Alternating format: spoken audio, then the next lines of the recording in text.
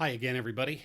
This is RadRants, and this is part of my continuing saga of the Cochise County Jail District business. So this is a totally amateur shot at an idea that I came up with after hearing some other ideas. My idea is we build a brand new wing, we move a portion of the inmates into the new wing when it's complete, thereby releasing the wing that they moved out of for rehab. Rehab that, move those inmates from the leftover portion into that newly rehabbed, then rehab the other. Then a little round robin approach. So this is what I came up with. I'd like to hear your opinions. I know this might sound stupid to a real professional, but this is a totally amateur take. I got some valid comps for pricing and time frames and all of that, so I'd like to hear your opinion. The bottom line and the spirit of this whole video is how to save you money. And that's what we're supposed to do, to hold our government accountable to make sure they're not wasting our money. So let's take a look at this. Let me get in here. So, first of all, we have a problem jail. Everybody knows the problems. The biggest problem I see right now is the county wants to spend 350 to 400 million in tax dollars over 25 years for a $90 million brand new jail.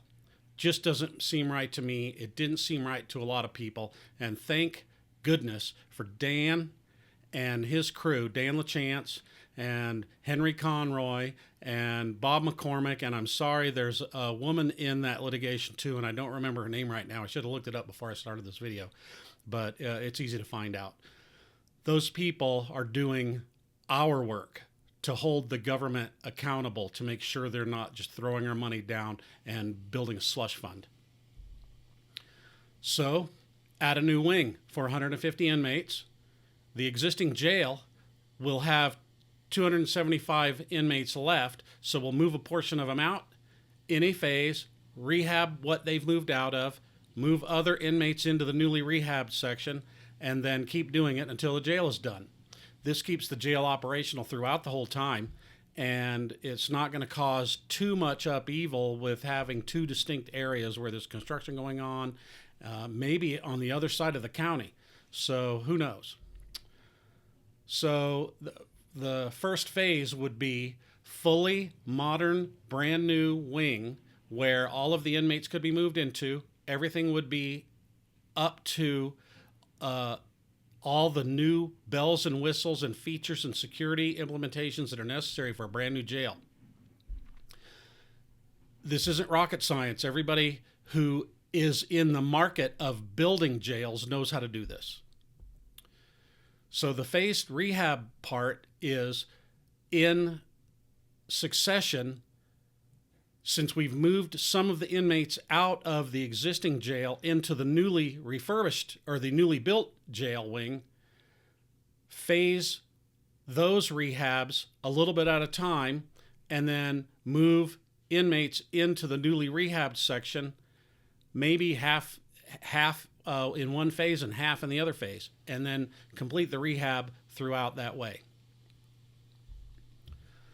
So the cost breakdown, and you'll see the comp analysis in a little while, but for a brand new wing, the extensive price for that on average is between $230,000 and $250,000 per bed. That means if we build a brand new wing, it could cost between $34 and $37 or $38 million. Rehab the other sections, and that comes out to be $100,000 to $140,000 per bed.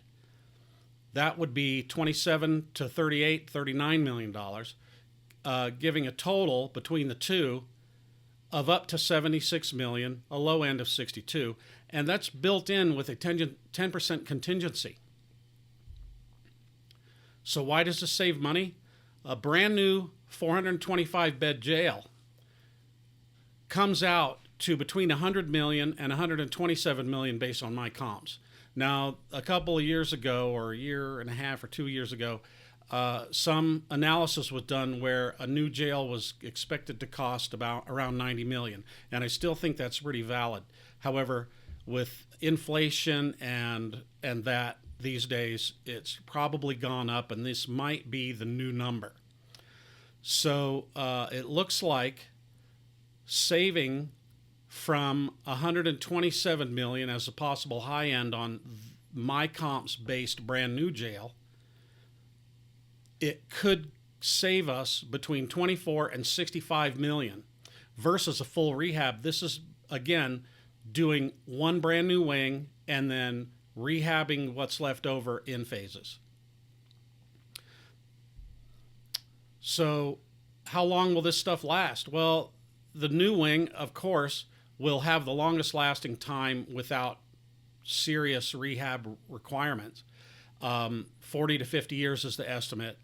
The HVAC and security upgrades, 20 to 30 years, and the other sections would manage to extend their life at least 20 years.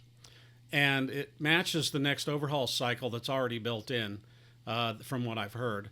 And then it gives you 20 years to reassess and do little bits of either building a new wing and rehabbing the others again, or something like that. But it gives you time to breathe, and you're not spending a giant load with a capital expenditure.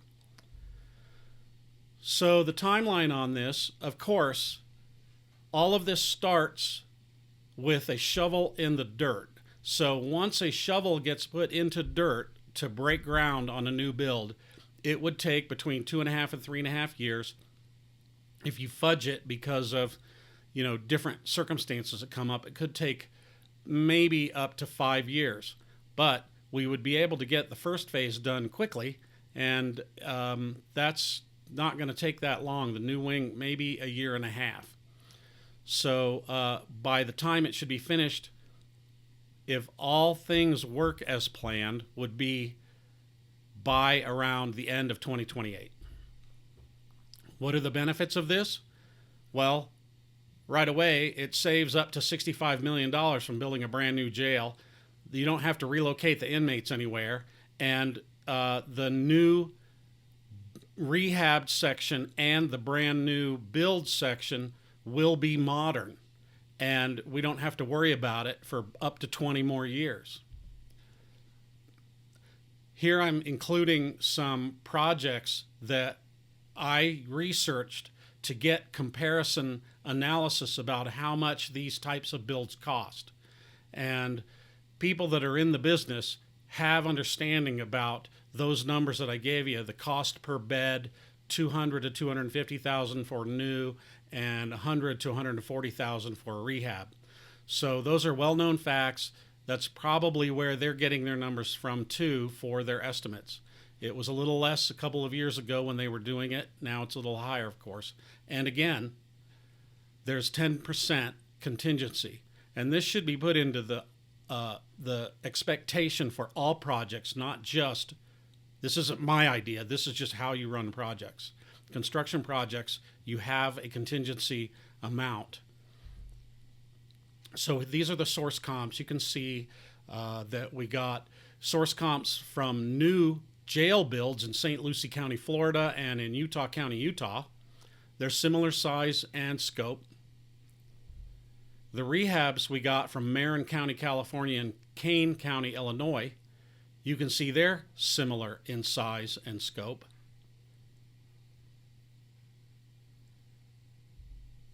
And the result of our analysis, my analysis, is 62 to 76 million for 425 beds using this approach.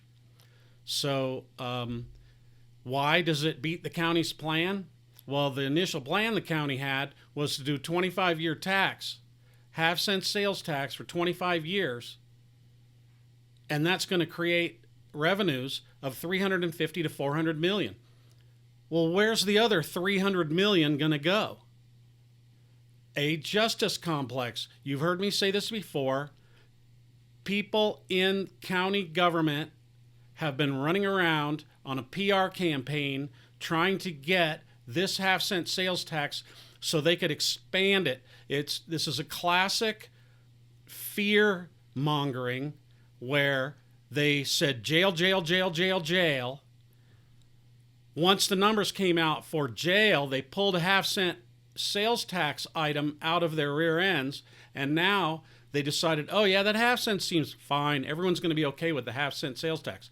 But now they realize, what we realize now is that they're going to have way more money than for a jail. It's going to go on for 25 years. What are they going to use all this money for? A new justice complex, vehicles, drones, arms, ammo, huge staff additions? How about all of these justice and jail and security conferences that they have all over the place?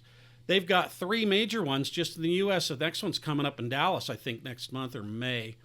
But I'm sure they're going to have to spend this money on justice and jail related expenses. This seems like we might end up funding a really good deal for the people who work there and who benefit from this. That's not what this should be about. It should be about harboring our inmates in valid and safe conditions. My plan has 425 capacity, no 25-year tax. I don't know yet where the money would come from, but the tax is off the table with this. Transparent, it's practical, it will be done and over in a couple of years. So that's what my idea is. I'd like to hear what your ideas are. Please like and subscribe this video and share it to your friends and your family, anybody that you know that might be interested in something like this. I'm a pure amateur. I've got some project management background. I've got a little bit of construction project management background, but nothing to this degree. And I came up with this, and I'll bet you that you can't find somebody that say that this is an unreasonable plan. I don't know why nobody came up with this or nobody talked about this before. They all just came to the conclusion that the jail is dilapidated. It needs to be not used anymore.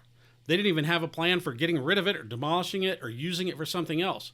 It's just, let's build a new jail. I never heard any talk about what to do with the old jail if we build a new jail somewhere else. It's just crazy. This is your money. This is my money. This is our job, to hold our elected officials accountable, to make sure that they don't just waste our money for no reason other than a slush fund that they can use for just about anything they want. Let me hear your opinions. Subscribe and like to the channel.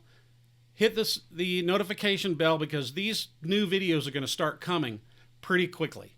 Don't want to miss anything. I've got some other takes, and I promised I'm going to come back with some of the other points that I made in my previous 9-minute video about my rant on the jail district and all of the points of why it should have not been on the ballot and why it was unconstitutional and bogus. So please look for those coming soon. Thank you very much, and keep your eye on your government croonies.